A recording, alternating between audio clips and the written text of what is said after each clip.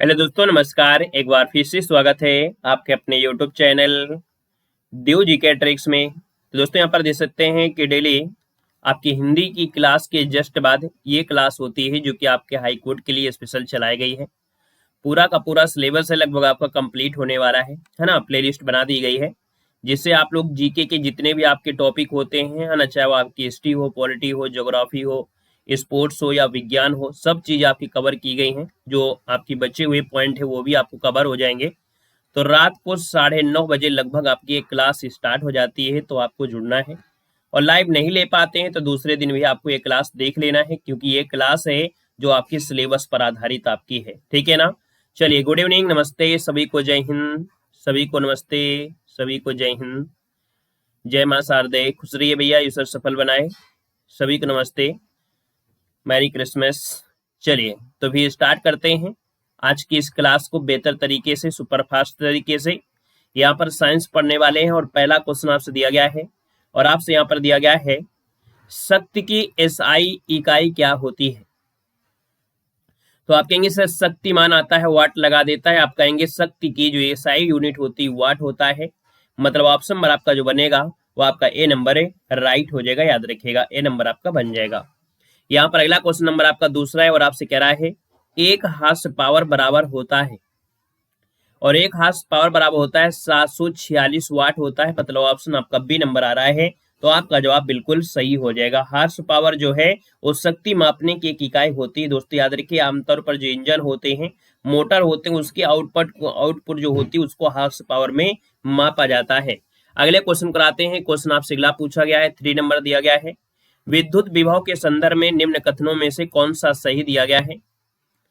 तो देखिए, यहाँ पर विद्युत विभव है और विद्युत विभव की अगर बात कर लेते हैं तो यहाँ पर आपसे कह रहा है कि यह एक अदिश राशि है और यह एक सदिश राशि है। तो आपकी दोनों तो नहीं हो सकती हैं, दोनों हो सकती हैं क्या भाई? जो आपका विद्युत विभव है ये क्या कथन दोनों एक साथ हो सकते हैं क्या? तो ऐसे तो आपका नहीं हो सकता है कि दोनों आपकी हो सकते हैं, क्योंकि विद्युत विभव एक अदिश राशि है। क्या है? एक अदिश राशि है। तो आपका आंसर क्या हो जाएगा? केवल और केवल क्या बनेगा? यहाँ पर फर्स्ट नंबर जिसका ऑप्शन आ रहा है, यहाँ पर जवाब क्या हो जाएगा? यहाँ पर राइट हो जाएगा। दोस्तों याद रखिएगा, क्लियर हो गया है।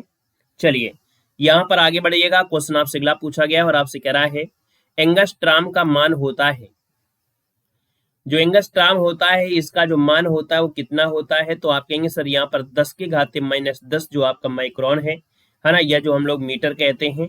तो आपका जो आंसर आएगा वो आपका सी नंबर है, राइट हो जाएगा।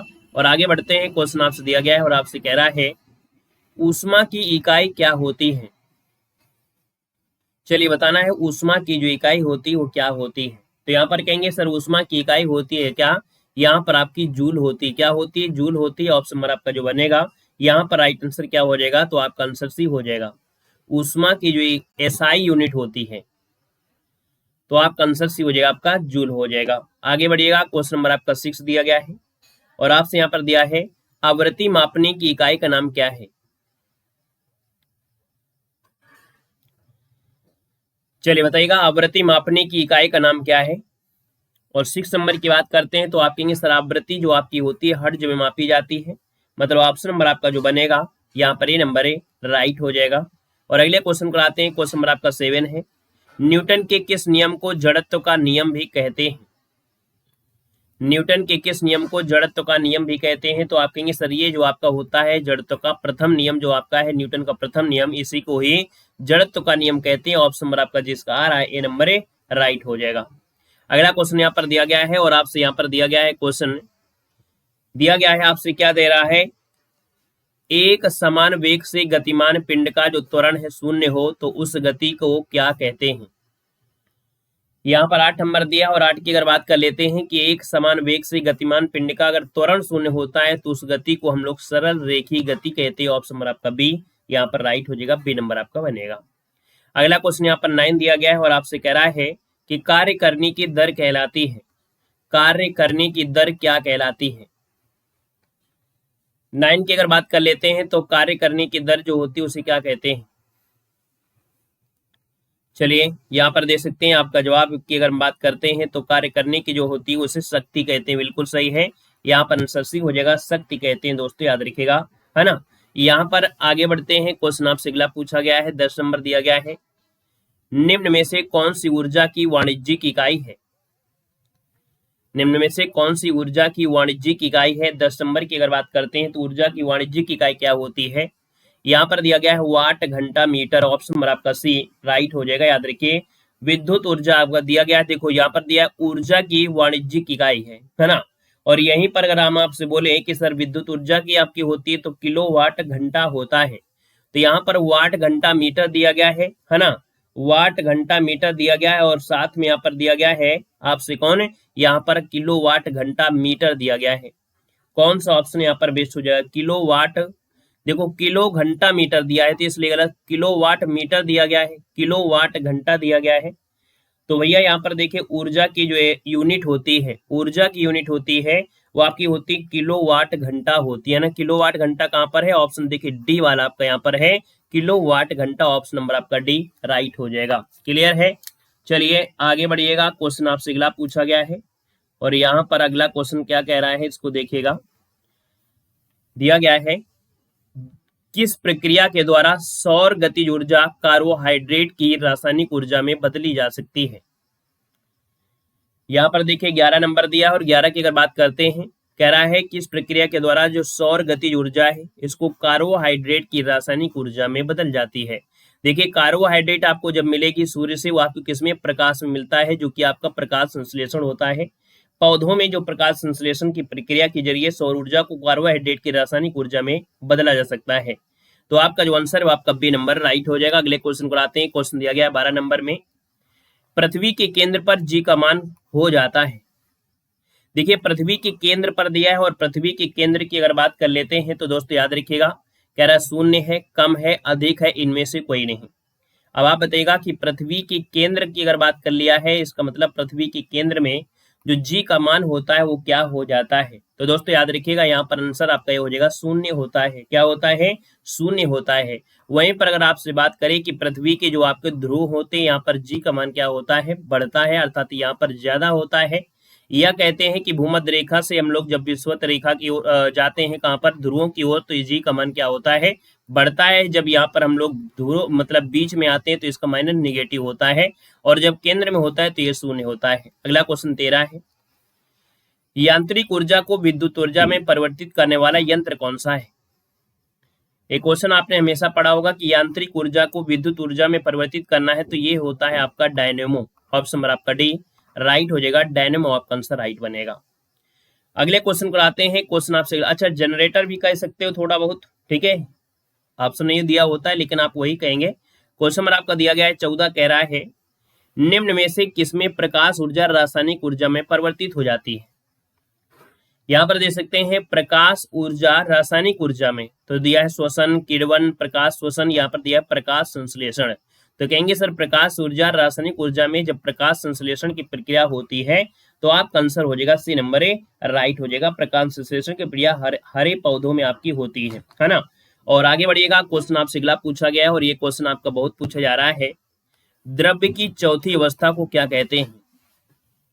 यहाँ पर दिया है 15 नंबर और 15 का ऑप्शन जो आपका बनेगा वो आपका बी हो जाएगा। इसे बोलते हैं प्लाज्मा, है ना। प्लाज्मा को द्रव्य की चौथी अवस्था कहा जाता है, मतलब कि ऐसी अवस्था जिसमें पदार्थ इतना विद्युत प्रवाह की हो जाता है कि लंबी दूरी के विद्युत और चुंबकीय क्षेत्र उसके व्यवहार पर हावी हो जाते हैं।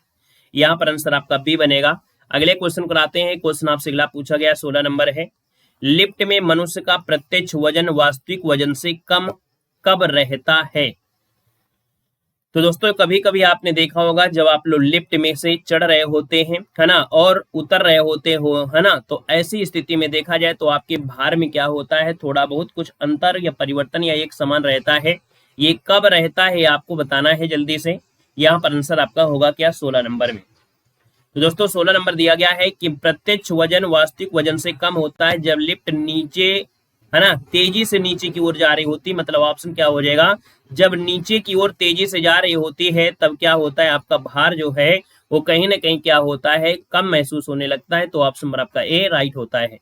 और जब लिफ्ट समान गति से आ रही हो, है ना, तब आपका भार महसूस ही नहीं होता है। कभी कभी ये भी पूछ लेता है एक समान गति से जब जाती है तो ऐसी स्थिति में क्या होता है, भार समान आपको समझ में ही नहीं आता है। तो इसका आंसर आपका ये नंबर ए राइट हो जाएगा।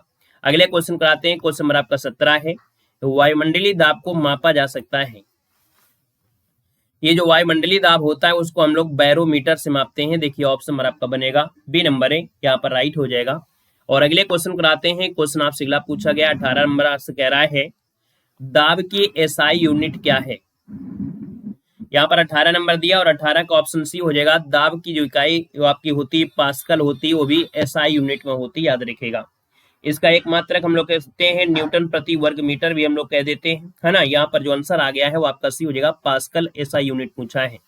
अगला क्वेश्चन यहाँ पर दिया गया है कि लोहे की एक गोली, है ना, लोहे की एक छोटी गोली पानी में डूब जाती है जबकि जहाज पानी पर तैरता रहता है। यह सिद्धांत निम्नलिखित में से किस वैज्ञानिक के सिद्धांत पर आधारित है। दोस्तों यहाँ पर 19 नंबर दिया है और 19 की बात करते हैं तो दोस्तों ये आपका आर्किमिडीज का सिद्धांत है, इन्होंने दिया था। वस्तु के बराबर क्या होता है, भार, है ना, वस्तु के बराबर जो होती है कहीं न कहीं उतना है वो आपकी डूबी होती है, बाकी वो तैरती रहती है। ऑप्शन नंबर आपका डी राइट हो जाएगा। क्वेश्चन आपका 20 दिया गया और आपसे कह रहा है हुक का सिद्धांत निम्नलिखित में से किससे संबंधित है। चलिए 20 का ऑप्शन देना है और हुक का सिद्धांत है आपकी किससे, प्रत्यास्थता से जुड़ा है, जो ऑप्शन नंबर आपका बी दिया गया है कि हुक का जो सिद्धांत है वो आपके जुड़ा है किससे, प्रत्यास्थता से। आपका जो आंसर आ गया है वो आपका बी नंबर यहाँ पर राइट हो जाएगा, नोट कर लीजिएगा, बी नंबर आपका बनेगा। अगले क्वेश्चन कराते हैं, क्वेश्चन आपसे अगला पूछा गया है और आपसे यहाँ पर दिया गया है। अच्छा देखो हुक का जो नियम है वो कहता क्या है। हुक का नियम आप लोग पहली बार यहाँ पर काफी दिनों बाद पढ़ रहे होंगे। किसी वस्तु पर लगाए गए बल और उसके विस्थापन के बीच संबंध का जो वर्णन करता है उसी को कहा जाता है। याद रखिए रॉबर्ट हुक ने 1660 में यहाँ पर ये प्रस्तावित किया था। क्वेश्चन नंबर आपका 21 से कह रहा है हवाई जहाज में फाउंटेन पेन से स्याही बाहर निकल जाती है, ऐसा क्यों। तो भैया ऐसा होता है जब ऊंचाई बढ़ती है, अर्थात ऊंचाई बढ़ने से वायुदाब में क्या आती है, कमी आती है। जब वायुदाब में कमी आती है तो कहीं ना कहीं वायुदाब में जो परिवर्तन होता है, कमी आती है, तो जो स्याही यहाँ पर वायुमंडल दाब पर भरी गई थी वो जब ऊपर जाएंगे तो वो कहीं ना कहीं बाहर को निकल आएगी। इसलिए ऑप्शन हमारा ए नंबर यहाँ पर राइट हो जाएगा। दोस्तों याद रखिएगा। अगले क्वेश्चन कराते हैं, क्वेश्चन आपसे अगला पूछा गया है लैंप या लालटेन की बत्ती में किसके कारण तेल ऊपर की ओर जाता है। तो ये भैया तेल ऊपर की ओर जाता है, इसका कारण क्या होता है। यहाँ पर देखिए ये होता है केशिकत्व, है ना, यहाँ पर होता है केशिकत्व की वजह से होता है। यहाँ पर आंसर आपका ये बनेगा। क्वेश्चन नंबर आपका 23 है कि निम्न में से किसके कारण द्रव की बूंदे वृत्ताकार होती है। और वृत्ताकार होती है पृष्ठ तनाव की वजह से। देखिए ऑप्शन नंबर आपका सी हो जाएगा, पृष्ठ तनाव हो जाएगा। अगला क्वेश्चन यहाँ पर दिया गया है 24 नंबर में तैराक को नदी की अपेक्षा समुद्री जल में तैरना आसान होता है, क्यों। ये सब क्वेश्चन आपने बिल्कुल पढ़ा है ना। यहाँ पर दे सकते हैं कि समुद्री जल का जो घनत्व होता है वो साधारण जल से क्या होता है, अधिक होता है, इसलिए जो मनुष्य होता है वो समुद्री जल में आसानी से तैर सकता है, याद रखेगा। अगला क्वेश्चन यहाँ पर दिया गया है और आपसे कह रहा है दूध से मक्खन निकालना, है ना, या निकाल लेने पर क्या होता है। चलिए 25 का ऑप्शन देना है कि दूध से मक्खन निकालने पर उसके घनत्व में क्या परिवर्तन होता है।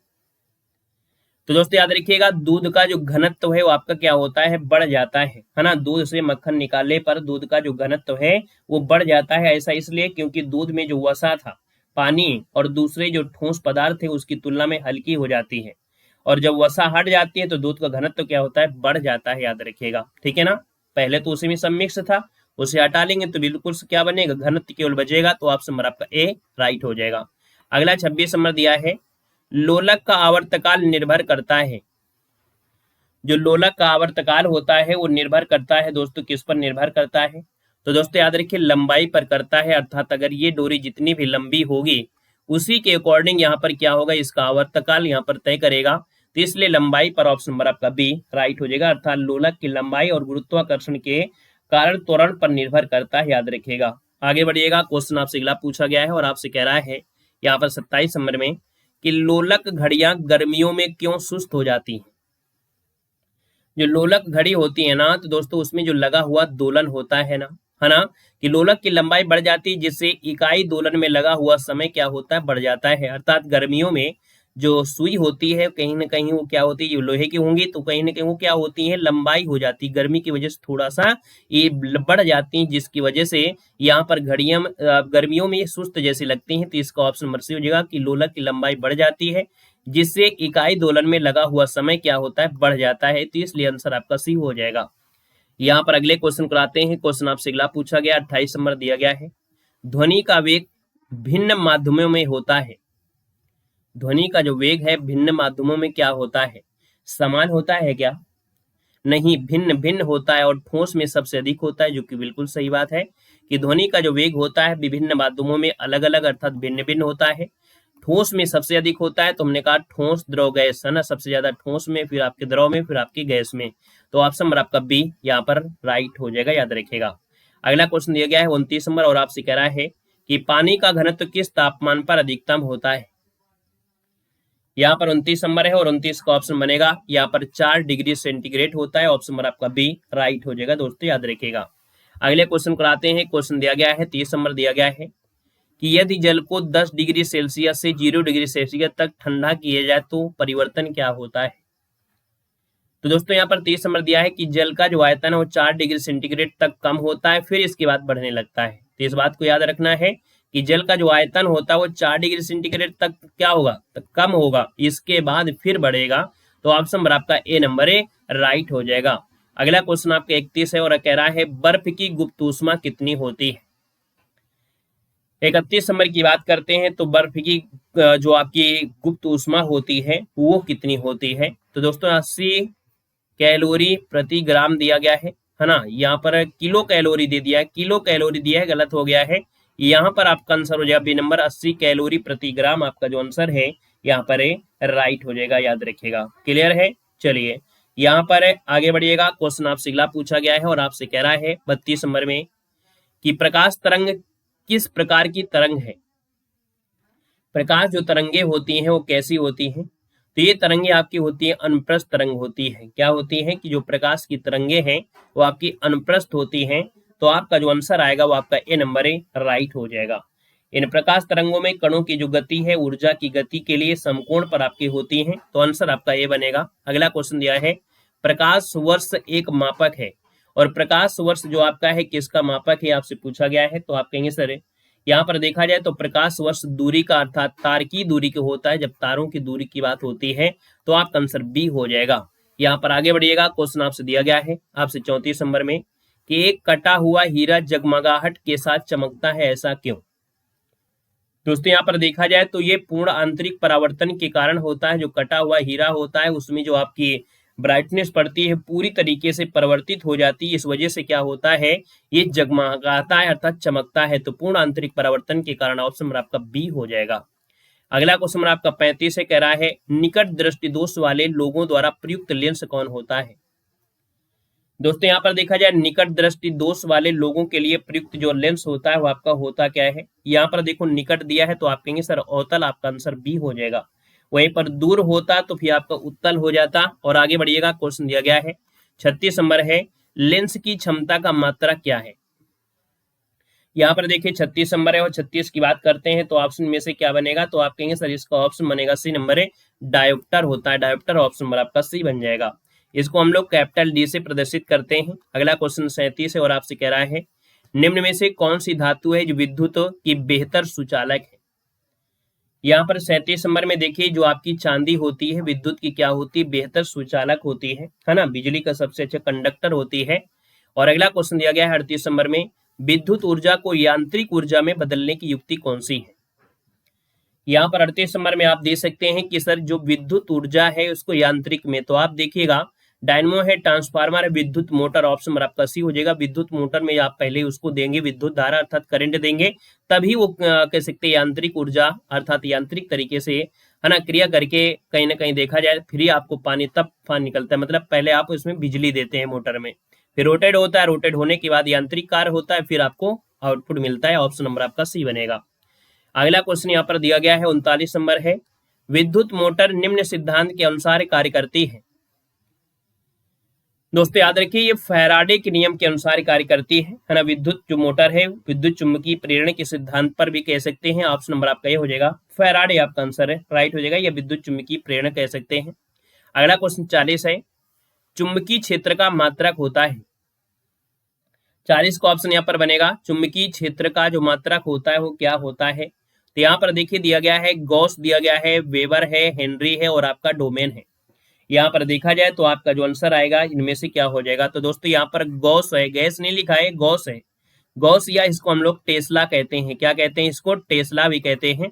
तो आपका आंसर ए हो जाएगा। दोस्तों याद रखिएगा, गड़बड़ी नहीं करिएगा, इसमें गॉस लिखा है, ठीक है, गॉस या टेस्ला जो आपका होता है, ठीक है, क्योंकि एक टेस्ला बराबर 104 गॉस के बराबर होता है।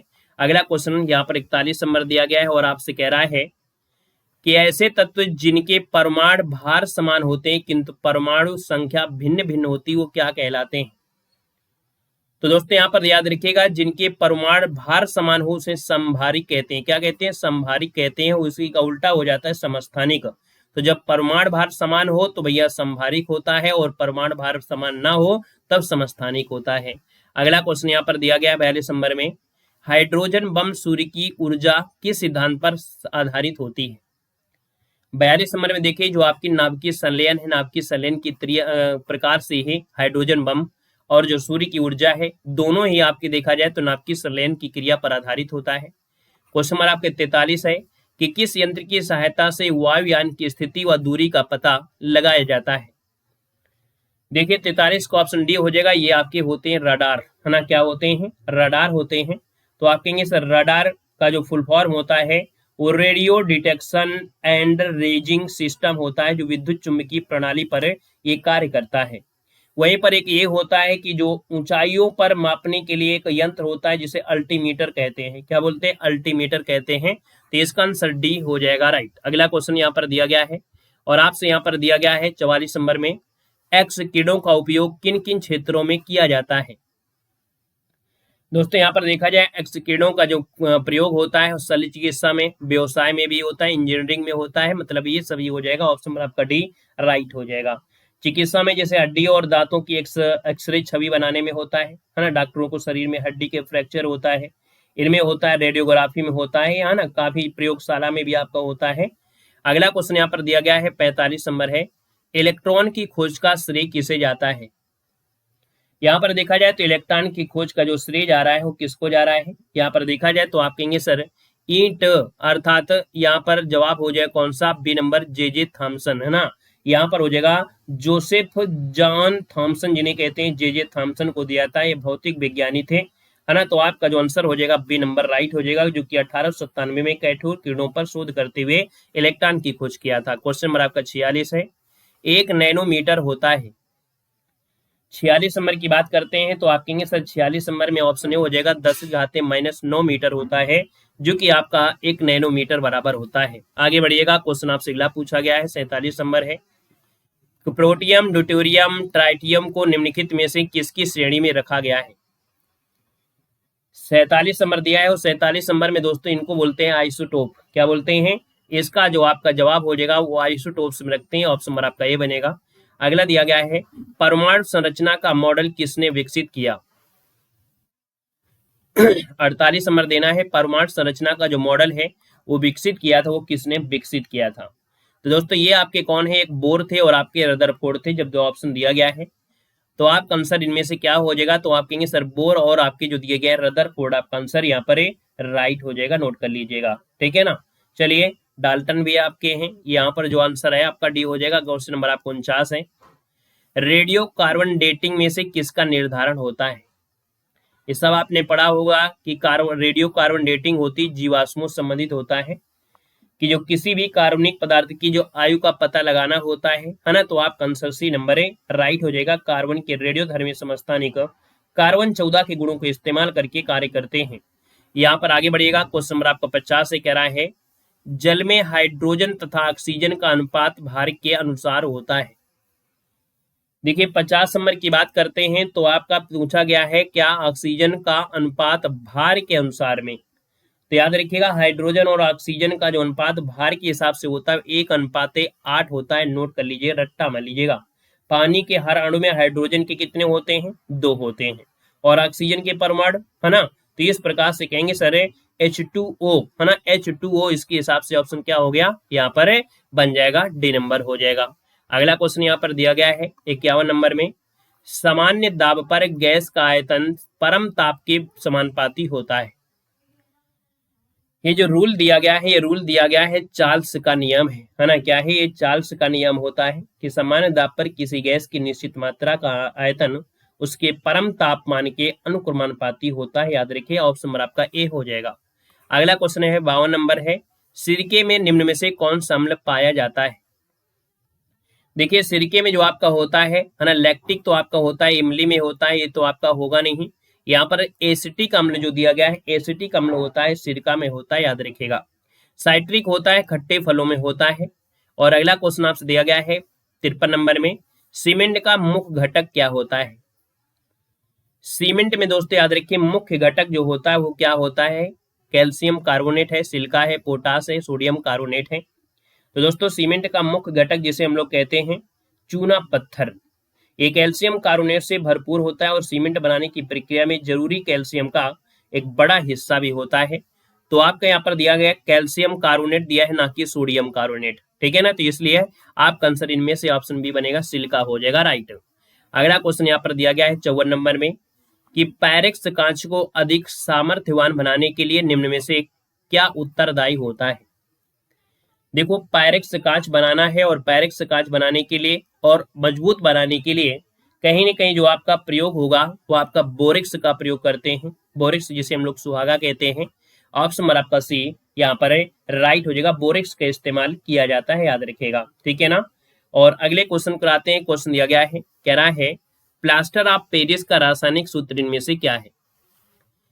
यहाँ पर 55 नंबर दिया है और 55 का जो ऑप्शन बनेगा वो आपका बनेगा क्या? CaSO4 इंटू हाफ H2 होता है। पानी के जो अणु होते हैं वो हाफ होते हैं। तो याद रखिए, प्लास्टर ऑफ पेरिस का रासायनिक सूत्र होता है CaSO4 इंटू हाफ H2 होता है, याद रखिएगा। इसको रासायनिक रूप में कैल्शियम सल्फेट हेमीहाइड्रेट कहा जाता है, याद रखिएगा, ठीक है ना। क्लियर है। अगला क्वेश्चन यहाँ पर दिया गया है 56 नंबर में, ट्रांजिस्टर में किस उपधातु का प्रयोग किया जाता है? ट्रांजिस्टर में जो प्रयोग होता है दोस्तों नोट कर लीजिएगा, 56 नंबर का जो ऑप्शन है वो आपका हो जाएगा किसका? यहाँ पर जर्मेनियम का प्रयोग कर लेंगे, है ना। ज्यादातर सिलिकॉन का प्रयोग होता है, लेकिन कभी कभी जर्मेनियम या कुछ और अर्धचालक पदार्थों का प्रयोग होता है। तो भैया जब सिलिकॉन नहीं है तो हमने कहा कि कभी कभी सिलिकॉन के साथ साथ कभी कभी जर्मेनियम का भी प्रयोग होता है। तो ऑप्शन नंबर आपका सी हो जाएगा, नोट कर लीजिएगा। क्वेश्चन नंबर आपका 57 है, कृत्रिम रेशम का निम्नलिखित नाम भी बताना है। कृत्रिम रेशम आपका है कौन 57 नंबर में? तो दोस्तों यहाँ पर देखिए कि जो आपका रेयान है ना, रेयान के नाम से जाना जाता है। रेयान को सिंथेटिक रेशम भी कहते हैं और हल्की, है ना, मतलब लकड़ी के गूदे या कपास के सुल्लों से बना एक सिंथेटिक फाइबर होता है। इसमें रेशम जैसी बनावट का एहसास होता है। तो इसको ऑप्शन बी बनेगा। क्वेश्चन नंबर आपका 58 है, हमारे पेट में स्थित पाचक रस में मुख्य रूप से क्या होता है? जो हमारे पेट में पाचक रस होता है उस पाचक रस में दोस्तों हाइड्रोक्लोरिक अम्ल होता है। क्या होता है? हाइड्रोक्लोरिक अम्ल और पाचक एंजाइम होते हैं।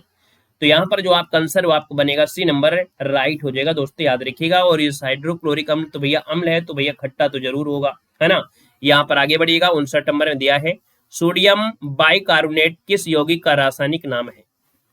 तो भैया जब यहाँ पर बाई लगा देते हैं इसका मतलब होता है खाने वाला सोडा, और खाने वाला सोडा है जिसको हम लोग बोलते हैं बेकिंग सोडा, जो कि बेकरी वगैरह में इसका प्रयोग यहाँ पर होता है, याद रखिएगा। सोडियम हाइड्रोजन कार्बोनेट भी इसको कहा जाता है, खाने वाला सोडा कहते हैं।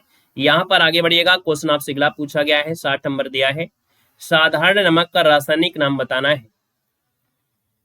60 नंबर का ऑप्शन दोस्तों यहाँ पर सोडियम क्लोराइड होता है, NaCl। ऑप्शन नंबर आपका बी राइट हो जाएगा। अगला क्वेश्चन यहाँ पर दिया गया है और आपसे यहाँ पर दिया गया है 61 नंबर में, डायनामाइट का आविष्कार किसने किया था?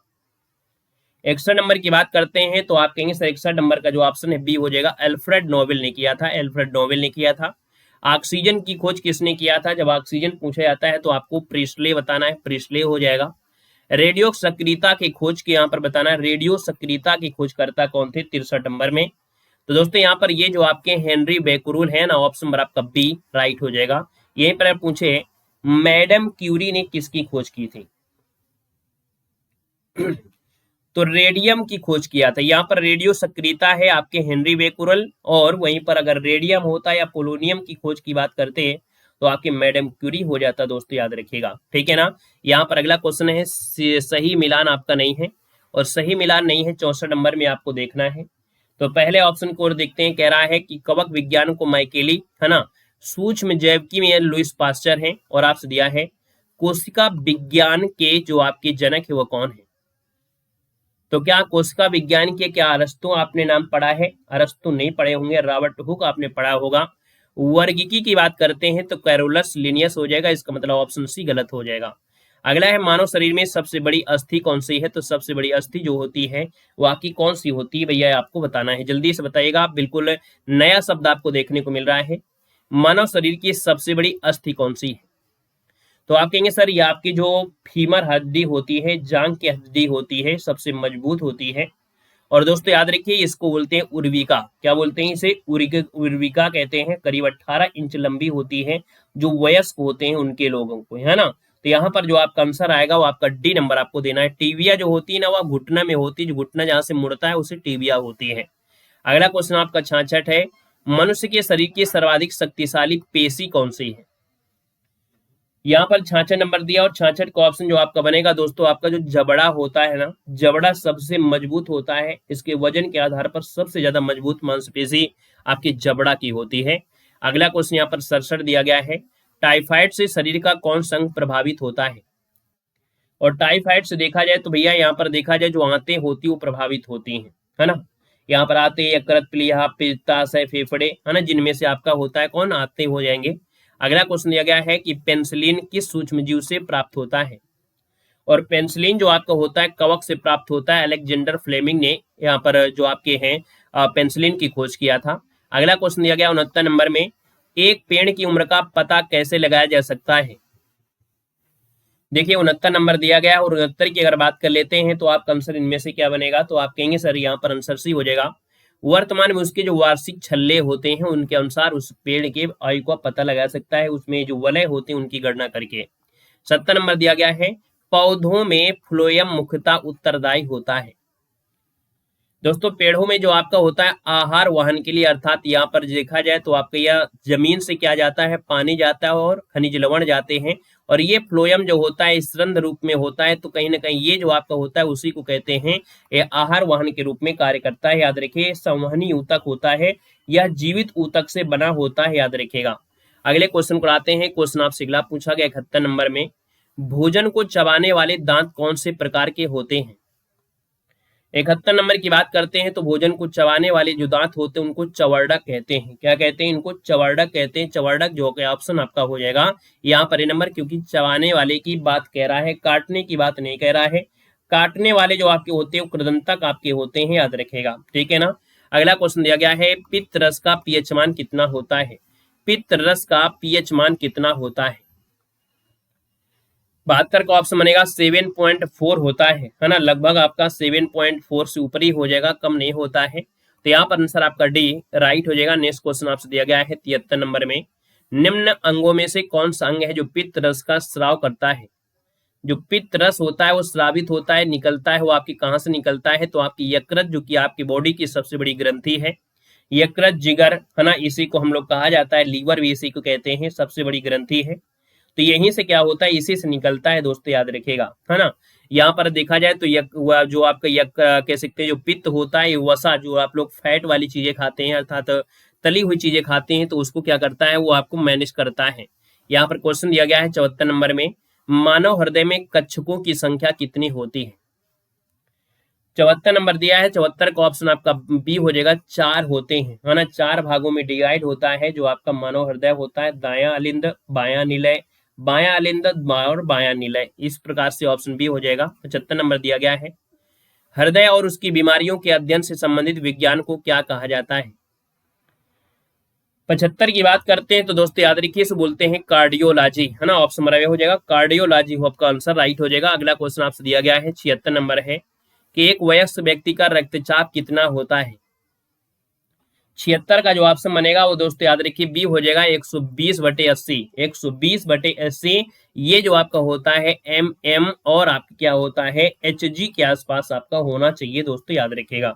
हालांकि उम्र, लिंग और स्वास्थ्य जैसे कारकों के आधार पर ये कम ज्यादा हो जाता है। अगला दिया है 77 में, निम्नलिखित में से कौन सा स्त्रीलिंग हार्मोन्स है? 77 की बात करते हैं तो दोस्तों यहाँ पर याद रखिएगा जो आपका एस्ट्रोजन होता है, आपका स्त्रीलिंग हार्मोन्स होता है, एस्ट्रोजन और आपका जो प्रोजेस्टेरोन होता है ना, ये स्त्रीलिंग आपके हार्मोन्स होते हैं, और महिला लिंग के हार्मोन्स है, ये दोनों हार्मोन्स स्त्री के अंडाशय में रक्त धारा द्वारा बनते हैं, है ना। तो इसका जो आपका आंसर है आपका ये नंबर राइट हो जाएगा। अगला क्वेश्चन 78 है, पीयूष ग्रंथि पाई जाती है। जो पीयूष ग्रंथि है वो आपकी पाई जाती है दोस्तों आपके मस्तिष्क के नीचे होती है। मस्तिष्क के नीचे आप बताना है ना। मस्तिष्क का जिसको हम लोग आधार कहते हैं, मस्तिष्क का आधार हम लोग जिसे कहते हैं, याद रखिएगा, और इसे हाइपोफाइसिस के नाम से भी जाना जाता है। अगले क्वेश्चन कराते हैं। क्वेश्चन आपसे अगला पूछा गया है और आपसे कह रहा है 79 में इनपुट डिवाइस का उदाहरण कौन सा है। कुछ कंप्यूटर के भी क्वेश्चन यहाँ पर दिख रहे हैं 79 नंबर में। तो दोस्तों यहाँ पर देखिए इनपुट डिवाइस में दिया गया है हेडफोन है, प्रोजेक्टर है, साउंड कार्ड है, लेकिन आपका वेब कैम जो आपका दिया गया है वो आपका क्या होता है, इनपुट डिवाइस होगी। 80 नंबर दिया गया है, वह प्रिंटर जिस पर कैरेक्टर अर्थात छाप या अक्षर किसी मैकेनिकल इम्पैक्ट के बिना बनते हैं उसे क्या कहते हैं। तो दोस्तों यहाँ पर याद रखिए इसे बोलते हैं नॉन इम्पैक्ट प्रिंटर। क्या बोलते हैं इसको, नॉन इम्पैक्ट प्रिंटर कहते हैं। यहाँ पर जो आंसर है यहाँ पर डी नंबर है राइट हो जाएगा। दोस्तों याद रखिएगा इंजेक्ट प्रिंटर एक नॉन इम्पैक्ट प्रिंटर की तरह ही आपका होता है, तो इसलिए ऑप्शन डी नंबर है राइट हो जाएगा। अगला क्वेश्चन दिया है, एक सिस्टम सॉफ्टवेयर है और यहाँ पर देखा जाए जो आपका ऑपरेटिंग सिस्टम एक सिस्टम सॉफ्टवेयर, ऑप्शन नंबर आपका ए बनेगा। अगला क्वेश्चन यहाँ पर दिया गया है, इनमें से कौन सी कंप्यूटर प्रोग्रामिंग भाषा नहीं है।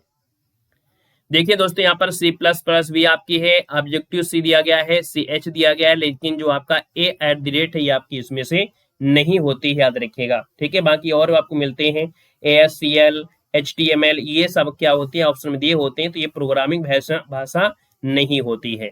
यहाँ पर अगला क्वेश्चन दिया गया 83 नंबर में, इंटरनेट के संदर्भ में MAN का पूर्ण रूप इनमें से क्या होता है।